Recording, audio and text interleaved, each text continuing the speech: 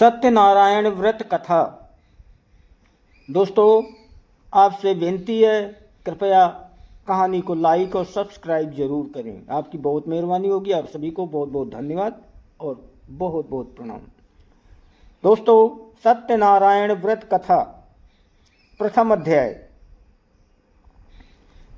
व्यास जी ने कहा, एक समय की बात है, नैमिषारण्य तीर्थ में शौनक आदि 88,000 ऋषियों ने पुराण वेत्ता श्री सूत जी से पूछा, हे सूत जी, इस कलयुग में वेद विद्या रहित मनुष्यों को प्रभु भक्ति किस प्रकार मिलेगी तथा उनका उद्धार कैसे होगा।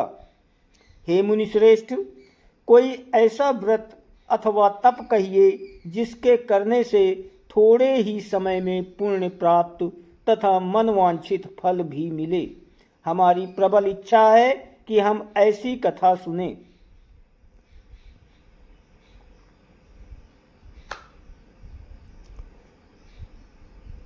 दोस्तों, आगे कहते हैं, सर्वशास्त्र ज्ञाता श्री सूत जी ने कहा, हे वैष्णवों में पूज्य, आप सबने प्राणियों के हित की बात पूछी है।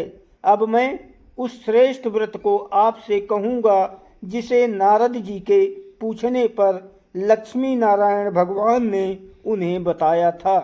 कथा इस प्रकार है, आप सब सुने। अब सूत जी कहते हैं, सभी ऋषियों मुनियों को 88,000 को सुनाते हैं। एक समय देवर्षि नारद जी दूसरों के हित की इच्छा से सभी लोकों में घूमते हुए मृत्यु लोक में आ पहुँचे।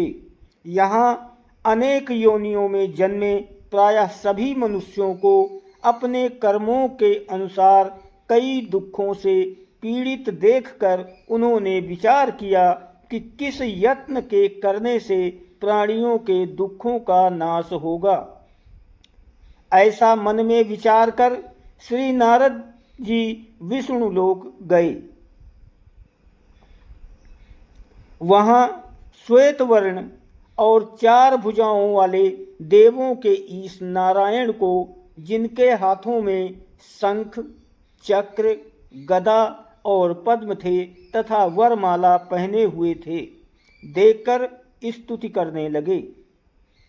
नारद जी ने कहा, हे भगवान, आप अत्यंत शक्ति से संपन्न हैं। मन तथा वाणी भी आपको नहीं पा सकती।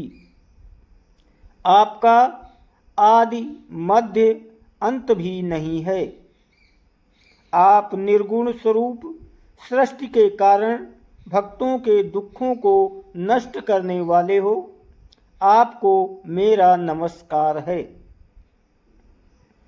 नारद जी से इस प्रकार की स्तुति सुनकर विष्णु बोले, हे मुनिश्रेष्ठ, आपके मन में क्या है? आपका किस काम के लिए यहाँ आगमन हुआ है? निसंकोच कहें। तब नारद मुनि ने कहा, मृत्युलोक में सब मनुष्य जो अनेक योनियों में पैदा हुए हैं, अपने अपने कर्मों द्वारा अनेक प्रकार के दुखों से पीड़ित हैं। हे नाथ, यदि आप मुझ पर दया रखते हैं तो बताइए, उन मनुष्यों के सब दुख थोड़े से ही प्रयत्न से कैसे दूर हो सकते हैं। विष्णु भगवान ने कहा, हे नारद, मनुष्यों की भलाई के लिए तुमने ये बहुत अच्छा प्रश्न किया है। जिस व्रत के करने से मनुष्य मोह से छूट जाता है, वो व्रत मैं तुमसे कहना चाहता हूँ। बहुत पुण्य देने वाला, स्वर्ग तथा मृत्यु दोनों में दुर्लभ एक उत्तम व्रत है, जो आज मैं प्रेमवश होकर तुमसे कहता हूँ। श्री सत्यनारायण भगवान का ये व्रत विधि विधान पूर्वक संपन्न करके मनुष्य इस धरती पर सुख भोग कर मरने पर मोक्ष को प्राप्त होता है। श्री विष्णु भगवान के ये वचन सुनकर नारद मुनि बोले, हे भगवान, उस व्रत का फल क्या है, क्या विधान है? इससे पूर्व ये व्रत किसने किया है और किस दिन ये व्रत करना चाहिए? कृपया मुझे विस्तार से बताएं। श्री विष्णु ने कहा, हे नारद, दुख, शोक आदि दूर करने वाला ये व्रत सब स्थानों पर विजयी करने वाला है। भक्ति और श्रद्धा के साथ किसी भी दिन मनुष्य श्री सत्यनारायण भगवान की संध्या के समय ब्राह्मणों और बंधुओं के साथ धर्मपरायण हो कर पूजा करे। भक्ति भाव से नैवेद्य, केले का फल, शहद, घी, शक्कर अथवा गुड़, दूध और गेहूं का आटा सवाया लें। गेहूं के अभाव में साठी का चूर्ण भी ले सकते हैं। लेना सवाया है, सवाई होना चाहिए। इन सबको भक्ति भाव से भगवान को अर्पण करें।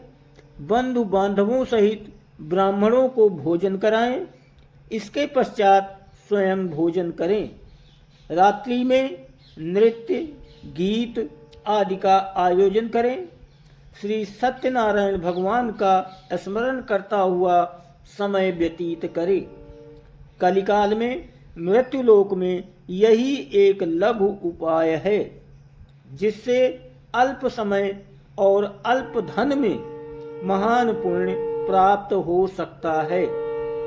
दोस्तों, आप सभी से पुनः निवेदन है, कृपया आप कहानी को लाइक और सब्सक्राइब जरूर करें। आपकी बहुत मेहरबानी होगी। आप सभी को बहुत बहुत धन्यवाद।